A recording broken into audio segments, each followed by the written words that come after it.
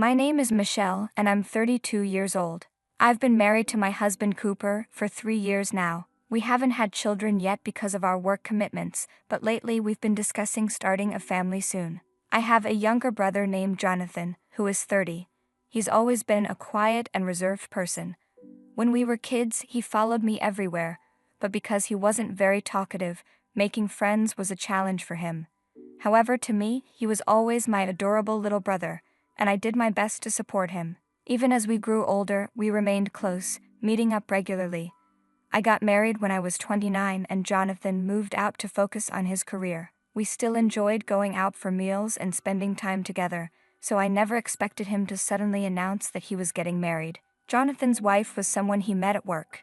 He has always been intelligent, graduating from a prestigious university and landing a job at a major company. His wife worked there as a clerk. When he first showed me her picture, I was surprised. She had a flashy appearance, which didn't seem like the kind of person my introverted brother would be drawn to. Out of curiosity, I asked, "What do you like about her?" Jonathan thought for a moment before answering, "She's the complete opposite of me." At first, I was confused, but then he explained, "I've always struggled to express myself, but she speaks her mind so easily. Sometimes it's a good thing, sometimes not." Seeing him talk about her, even a little shyly, made me happy. It was rare for my quiet little brother to express his feelings like that, and I felt like he must have truly found someone special. That night, I told my husband about it.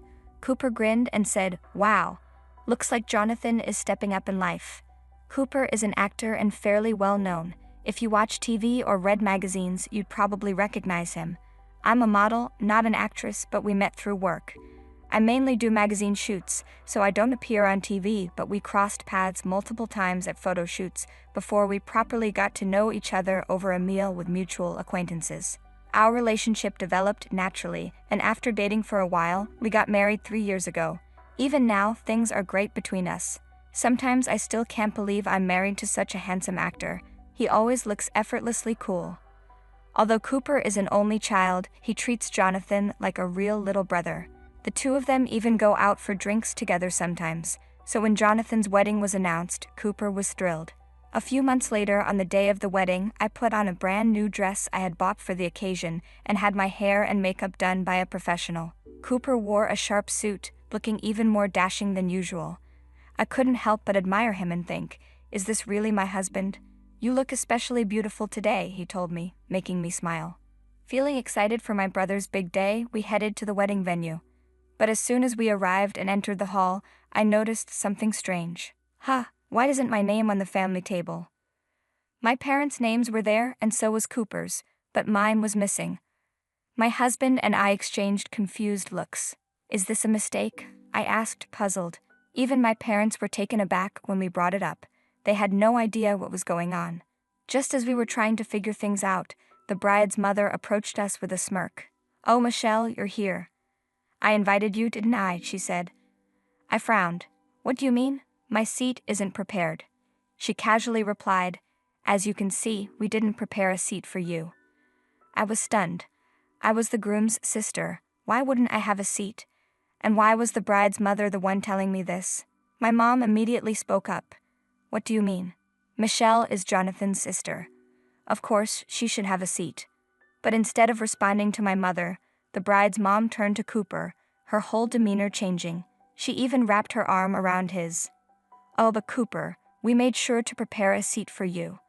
Please come sit down," she said, her tone suddenly sweet and inviting. Cooper quickly pulled away from her grasp and put his arm around my shoulder. "This isn't funny," he said firmly. But the bride's mother didn't back down. She looked directly at me and said, "Anyway, Michelle, you don't have a seat, so could you leave?"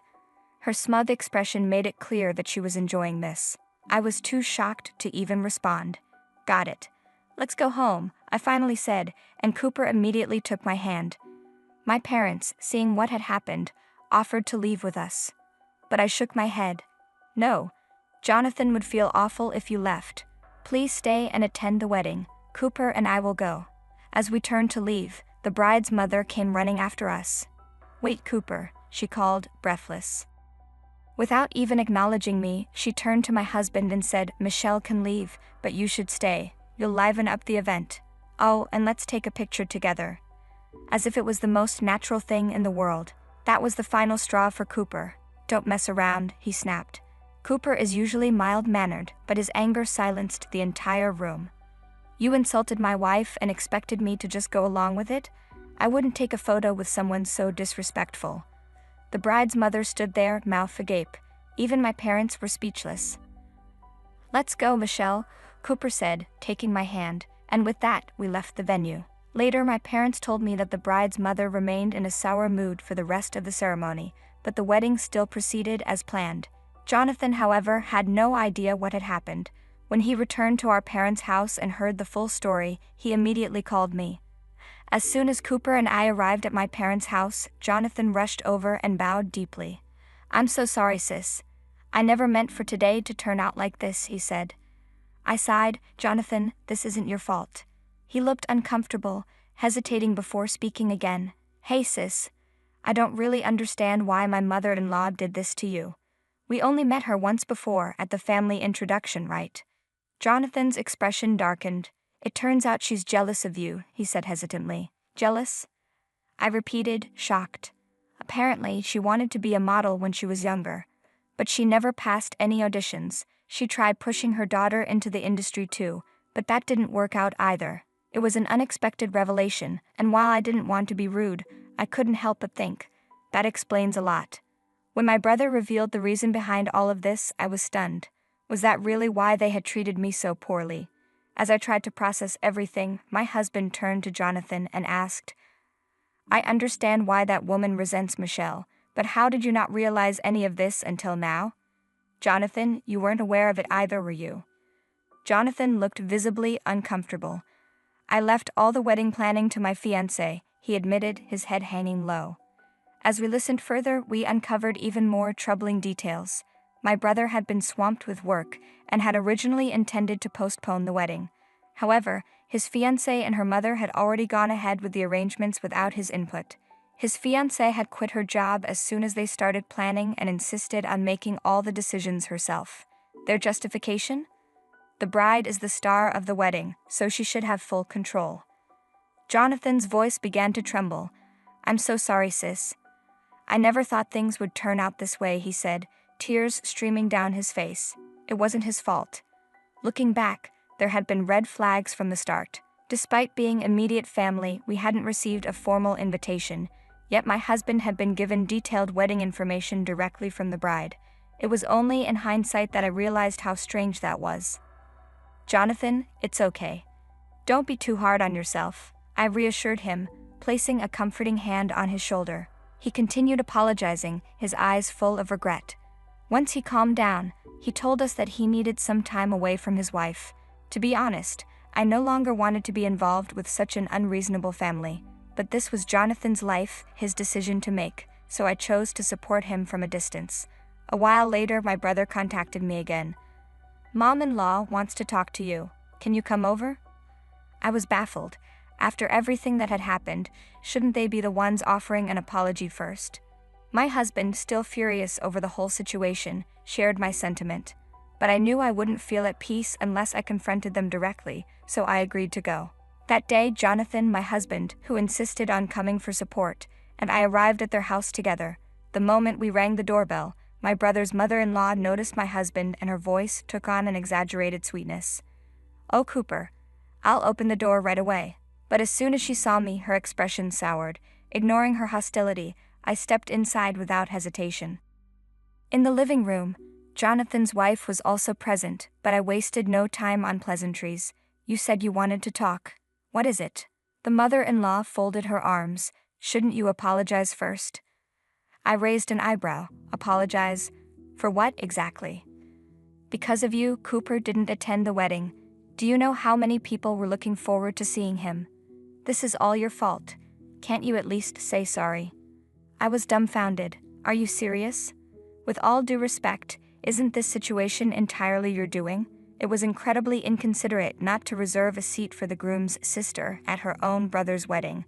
Her lips twisted into a sneer. You're getting too full of yourself just because you've been in some magazines. Jonathan's wife smirked and chimed in. Yeah, just because you have a nice body, your face is decent, but there are plenty of models like you."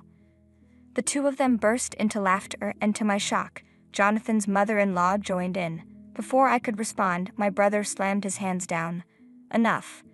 Do you have any idea how hard my sister has worked to get to where she is? She's turned her struggles into strengths." He was right. My height had always been a sore spot for me, a trait I inherited from our father. In school, boys mocked me, calling me a giant girl.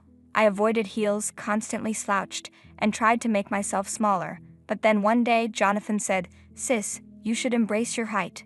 It's a gift." His words changed everything. I began standing tall, wearing heels confidently. The world seemed brighter. One day while I was out with my family, a scout noticed me, and that was how my modeling career began. If it weren't for Jonathan's encouragement, I never would have met my incredible husband. Thinking back on this, Cooper finally spoke up. "Michelle works hard every single day, stretching, exercising, maintaining her figure.